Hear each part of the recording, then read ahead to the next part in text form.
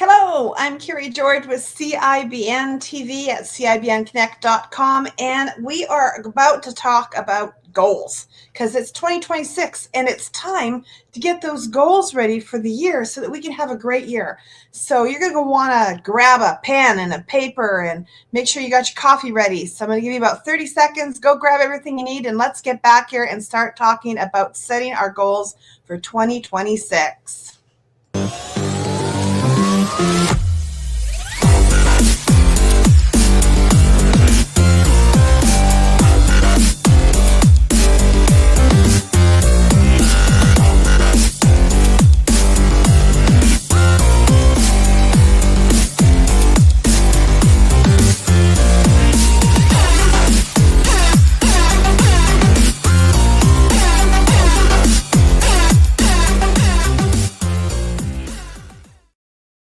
All right, it's 2026 and we're going to be talking about goals and getting ready for this year so that we can get off to a great start. So I've got my handy dandy highlighter here, ready to go. I got my pens, okay, so I can write things down. Oh, look, I found the notebook where I put all of my goals for the last few years and didn't accomplish them. Let's get rid of that. I'm just joking. I actually did accomplish my goals, but I know that's where many of you are at right now. And you're thinking, why would I want to set goals? Because if I'm setting goals now this year and I didn't get them done last year, I just feel bad about that and I want to avoid it. So first of all, let's get that out of our heads, okay? Because the first thing that we need to know if we're going to set some goals is that yes, you can do it. Your SMART goals can be smart, okay? And that means that it's not only specific and measured and all those things, but you can actually get them accomplished. You can move forward and put one foot in front of the other on an ongoing basis and move your business forward by progression over this next year. Okay? So I'm going to give you some great tips here, and I'm also going to refer you to a program that we've got coming up, and it happens every 90 days. Okay, so if you're watching this video in the future, there's still hope for you because it happens every 90 days. But let's give you some great tips to get started, okay? And I'm going to pull them right out of my notes from Quarter Launch that we do every 90 days because we have a great workbook that people can use from Quarter Launch. And as we're doing this, I'm gonna give you a few hot things right now. So first of all, you have big plans. You got big dreams. You want 2026 to be different than last year. So what are you going to do differently? Because you know what? Nothing's going to be different if you don't do things differently. So here's a thought for you. What are you willing to give up that you had been doing in the past that wasn't working? Maybe you want to sit down and jot down a few of those things. A few things that you tried that went, that didn't really do it for me. So you don't start out this year doing those things, okay? Now, have you had any fresh ideas, some things that you want to try that you haven't tried yet? Okay, let's jot a few of those down. Now, those things, as we're going to show you in Quarter Launch, may be tasks, but they may also be projects. Some of them might be big things that you really have to do and change, and maybe you got to prepare something. Like maybe you had to figure out a way to get some website conversion going on, and your website really sucks right now, and you need a whole new website. That's a project, okay? That's not a task. That's not something you can put on your to-do list today because it's going to take hours of work if you're doing it yourself. And if you're not doing it yourself, you're getting somebody else to do it, it's still going to take some time because you have to give them the things they need, like pictures and bios and written descriptions and stuff like that. So building a website is not something that you want to put on your task list as a goal for this week, or the first week of 2026, because it's not a task, it's a project, okay? Anything that takes longer to do than 1 hour is a project, okay? So if you have projects that you need to accomplish to get your stuff moving for 2026, those should go on a list, but it's a project list, all right? So here's a way that you can kind of get yourself organized for 2026. Jot down some of those things that are going to take longer than an hour on a project list. And then go next to those items and think about how long do you think it would take me to do that? Well, building a website, if I'm a gifted website designer, might take a few hours. If I'm not, it might take like 20 hours or more with some tool I'm using. Or if I'm hiring somebody, maybe it's 4 hours where I've just got to keep going back and forth and giving them the information that they need in order to get the job done. All right, so whatever it is, put the number beside it. How many hours is that going to take me? Now, if you do that with all the projects on your project list, you'll see that you have some things that will take an hour, some things that'll take 2 hours, some things that take 4 hours, and maybe you got something on there like a website build or writing a book, which takes many hours. So how do you get those things done? You know what? You time block. Okay, and time blocking is something we really get into during our quarter launch. I'm just going to give you a couple quick tips right now just to help you, okay, get started with time blocking. When you're time blocking, you get out your calendar, like your Google Calendar, or maybe you have an actual physical calendar, however you like to do it. And you block off time to work on the project. Now, if you're trying to get your business off the ground, I'm going to give you a little advice here. The project time should be early morning, later in the day, in the early evening, or on the weekends. Project time should not be at your best time to get in front of customers, your selling time, okay? Because if you're booking project time and time when you should be in front of customers, you're going to go broke and you're going to be miserable. It's going to be nasty. You don't want that happening, okay? You want to actually be able to get customers, okay? And if you want to have customers and you want your income to increase in 2026, the first thing you want to think about is, what are you doing during the time when you should be in front of customers? You need to stop that, okay? And actually use that time to book appointments, get on calls with people, do one-on-ones, do sales presentations, and do follow-ups, okay? If you condense that activity into the best time of day to be in front of customers for your customers, not just for you, but for them, guess what's going to happen? Your productivity and your income will go up, okay? And also, you'll get your projects done, but your projects will be done at a different time of day, and you'll be able to check off many things that needed to get done over a relatively short period of time. Now, I can speak from experience from this. Just this last weekend, I actually finished writing a book. Now, did I get that book done in one weekend? Goodness, no. It took me quite a while. But I had to time block the time out to do the writing. And then I had to time block the time later to put things like links into the book and QR codes and stuff like this.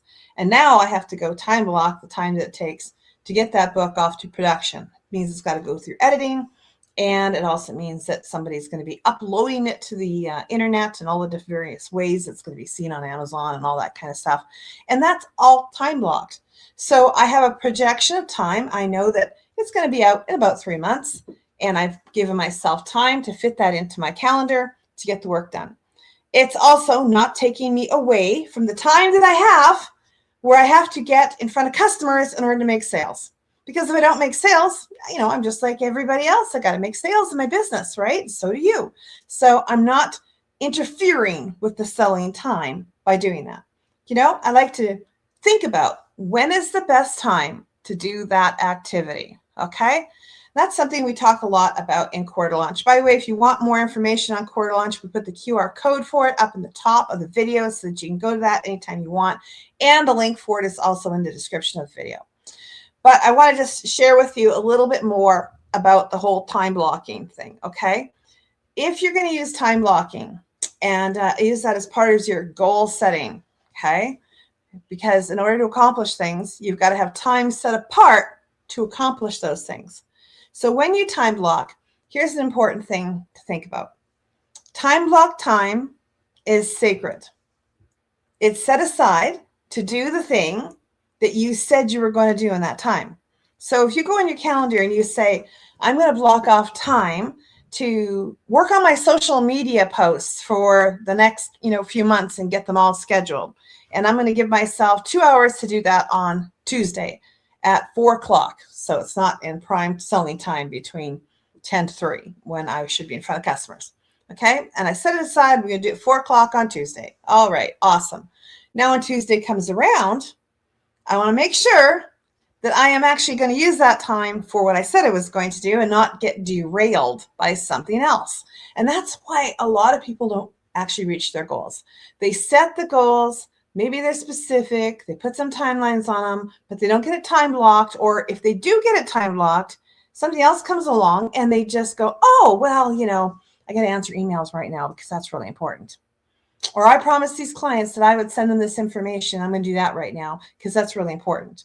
And pretty soon, everything is just more important than the thing that you said you were going to do, the thing that you were time blocked that time to do. And if everything else is more important, that time isn't sacred, then it doesn't get done. Does that make sense? So if you want to get lots of things done and you want to move your goals along and actually accomplish them, time blocking becomes incredibly important, and it's something that you want to do. Well, let me have a look into my book here. This is the actual book that I really do use for goal setting, okay? This is the one that I don't go lose, and I don't put it on a shelf somewhere and forget all about it. In fact, I like to keep it handy so that I can come back and refer to it, not just the day that I'm setting goals, which is the next upcoming quarter launch, but also every day in between then and the next 90 days. Why do I want to do that? Because I don't want to lose it and forget all about it and find it 5 years from now and go, oh, I never got anything done there. And boy, is that embarrassing. So as I look through here and I look at some of the stuff that we are working on at my own company, CIBN Connect, I can see I have my goals here laid out for the next 10 years, the next 5 years, 2 years, 1 year, and then for the next 90 days. And then it's even broke down into what do I do this month, this week, and what are the tasks that I have to get done? The short little things, the things I can check off, like call so-and-so because they said they were going to purchase. So that should be on my list of to-dos. Get back with so-and-so because they said, call me in January. Those things are on the task list. And I have a task list that's laid out for the first week of this month and the second week, third week, and fourth week. If somebody comes along and they say to me, well, I cannot meet with you on, January 14th, I say, no problem. Would it be better to meet on January 18th at 1 o'clock, or would the 19th be better at 2? Always moving one appointment to the next appointment so that I'm getting those appointments booked into my calendar. And never doing this. Hey, here's my calendar link. Why don't you pick a time that's, good for you? If I do that, I'll end up getting ghosted a lot of the times. Okay? Because people meant to, and they coulda, and they shoulda, and they woulda, but they got busy. So as I'm preparing for what I can do, one of the things I can't control what other people are doing. If I send them a link, they may or may not get to it, and I can't control that. But if I'm in a meeting with them right now and they're saying, hey, I'd like to get together and talk about this in 5 days, 2 weeks, whatever it is, I book it now while we're together. I don't send them a calendar link that they may or may not get to. Because again, as I want to accomplish my goals this year, which may include increasing income, I want to make sure that I'm getting those appointments booked all the time, and I'm the one doing the booking as often as possible. There are some times, of course, where you have to send that calendar link because they just, they had to leave really quickly or something came up at the end of your meeting. But in most cases, I want to make sure that I am taking the time to book them from the meeting I'm in to the meeting I'm going to, and it's done. And then I also find that if somebody, does need to cancel that meeting, they tend to follow through and get it rebooked, okay? Because we had this commitment earlier on that we were going to meet. So as I'm talking about goals and setting goals, I want to talk also about booking appointments, because oftentimes our goals are financial goals. And if I were making, say, $4,000 a month as a coach this month, that's what I've typically been making. And I charge people $1,000 a month in order to meet with me, okay, or in order to be my client, and I'm working with them. But I want to double how much I'm going to make. So what does that mean? It means that I need to do this thing called math, okay? It's quite simple in that scenario because I've got 4 clients to pay $1,000 a month, and I want to get 4 more. All right, So what I need to think about then is how many sales appointments will it take for me to land 4 more clients? And if I've been selling, if I have 4 clients already, then I maybe have a guess that I typically, talk to, whatever it is, 5 people before I get a sale, or 10 or 8 or whatever the number is. But whatever that number is, let's say it's 5 people. I got to meet with 5 people in order to get a sale. If I want 4 more clients, then it's math. I need to have 5 appointments to get 1. So to get 4, I'm going to need 20 appointments.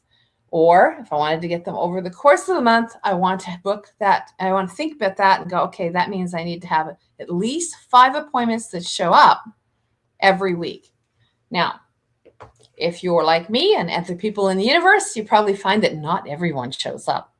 Okay, most of mine do, but not always. So if I really needed to have 5 sales appointments in a week, I would know that I probably should be booking 7 or 8 to make sure that I'm accounting for those who do not show up. That will help me to reach my goals, because then I would know if I had 7 booked and 2 or 3 don't show up, I'm still going to be within those margins to land 4 new clients in the month. You see, a lot of goal setting has to do with math, and it's just thinking about, what did it take to accomplish that before? How many hours was it? Okay, then I need to set aside that time. How many appointments was it? Okay, then I need to think about how many appointments I'm going to be booking. So that is really helpful when you are putting those goals together. And also it's helpful to keep things reasonable in expectations, okay? Because if you said, well, I want to have 100 new customers this month, that would be a lot of time. Do you even have that time physically to get 100 new customers? And what are you selling? If I were selling a widget and I was using ads to sell them, well, it might be just a matter of dialing up the ad spend and I could accomplish 100 customers. But if I'm a coach and I have to have appointments talking to people and I need to have 20 appointments to get 5 or 4 customers, then there's this time factor. I only got 24 hours in a day, and how much time can I actually spend in front of potential clients? And how much time does it take to book them as well? Do I have a process where I'm getting the leads generated that has worked well for me? Okay. And if the answer to that is no, then definitely reach out to us at CIBN Connect, because we have lots of methods of getting those kinds of leads to come in, including a great Chrome extension that we use with all of our members. It's really inexpensive. So if that's your problem, then, leads can be generated, no problem. But you do need to know the math on what it is you're trying to accomplish, okay? And you want to keep it within reasonable expectations. You don't say, I want to go up by, $1 million this year when I've made 0 last year, okay? That might not be something that is manageable, okay? Your expectations might be a little high there. But if you've already done last year $250,000 in business and you've got systems set up and a team ready to go, that might not be so far out there. We just have to sit down and think about a plan and strategize and work on the steps, and potentially those kinds of numbers could be achieved. But we have to not be starting from a standing start in order to make big numbers like that. And we have to have some history of, what was the sales ratio to how many meetings did we have versus sales. Does that make sense? Hope that makes sense. Anyways, I hope that you have enjoyed this. I've been trying to just put together a few quick things that you could learn. When we do our quarter launch, we cover that and a whole lot more. And in fact, I'll just grab my worksheets here just to kind of give you some ideas. We go through how you sabotage your goals. I'm sure nobody sabotages their goals that's listening to this. Okay, I'm sure that's never happened to you. But we go through it. And we also go through things like, how do we set our vision and our purpose, and what is our why? I want to make sure that everyone understands that, because it's not only important for you to know that to move the dial forward on your business, but sometimes when you're working with a potential collaborating partner, it's important that you can share what your why is, because that helps them get to know you and trust you. And if they really relate to your why, then they're eager to give you business. And that helps in order for you to reach those sales goals that you want. Again, we cover the things like projects. Oh, and rewards. Rewards are fun. When you are setting goals, you should set rewards for yourself if you achieve them. I think a lot of people like that idea. I want to reward myself, woohoo, with a dinner out or an evening away, or maybe a weekend away, maybe a larger trip if it's a larger sales goal over a year, that kind of thing. What are the rewards that you're going to set for yourself? And then one of my favorite subjects that we talk about at Quarry Launch, which is not actually the favorite subject of many people, I'm just going to tell you, is I also talk about discipline. How will you discipline yourself if you don't reach your goals? Now, nobody likes the sound of that. But you know what? We're all driven by pleasure or pain. That's just a fact of life, okay? We have these things that give us pleasure, and that is what makes us get up and go. And then we have pain or the fear of pain, right? The discomfort of pain. That also is a motivating factor. Over the years, as I've trained many salespeople and entrepreneurs to be successful, I often ask them if they are motivated by pleasure or pain. And they usually will say, pleasure, woohoo, I want the rewards, right? And I know as I've trained sales teams in the past, sometimes they'll say, oh, yes, Kerry, I want you to, add into the program that we all get brand new cars and trips to Hawaii if we hit these sales goals. Sounds good. Except for one thing. When we actually do it in practice, we find that it still only really motivates about 20% of the sales team. So everyone said they were motivated by pleasure, but they were not really. About 20% actually really got going because we put these great things out there to reward them. What's interesting is when I've been part of a sales team where they said, right now we need you to bring in sales and we need to see some activity happening this week. And in fact, if I don't see some new activity happening, if I don't see sales contracts written and on my desk by Friday, you're fired.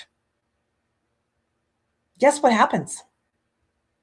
Everybody gets off their hiney really, really fast and they get out there and hustle because they don't want to get fired. So you see how the pain actually motivated them? And nobody wants to admit that ever. But the truth is we are motivated by pain. So a practice I have made for myself over the years is to create disciplines if I do not achieve my goals that I apply to myself. Things like, things that would only really matter to me. Stuff like, I like to get my fingernails done. Okay? It won't hurt anybody else if I don't get my fingernails done, but it sure seems to hurt me. I like to have it done. So I make that one of those things. I say, you know what? If I get my goals done this week, I get to go get my nails done. But if my goals are not accomplished this week, I don't get to get my nails done. In fact, I don't get new nails until I've done this. Okay? That motivates me. Sometimes it's I don't get to watch my favorite show on Netflix. I have to abstain from Netflix until I have got 2 more sales into, the sales funnel. Okay. 2 more sales completed or something like that, or 12 appointments accomplished, so that keeps me going forward. And it also keeps me living a disciplined life as an entrepreneur where I'm getting things done on a regular basis. And I'm not waiting for some external force to motivate me, like I can't pay the bills or something. I want to make sure that the discipline is coming from something I've set for myself that I have decided I'm going to do without that thing until I've got this goal accomplished. So at Quarter Launch, we talk a lot more about these things and a lot more other things that help you accomplish your goals, set up your strategies, not only for today, but for this year, 2026, and making it the best year that it could be, and then changing your destiny for the next 10 years and beyond so that you can actually accomplish the things that you want to accomplish in your life and do it with pride and do it with grace and not be stressed out and having ups and downs in your businesses like that give you whiplash, okay? But having strong, steady performance and growing your business and moving towards the future.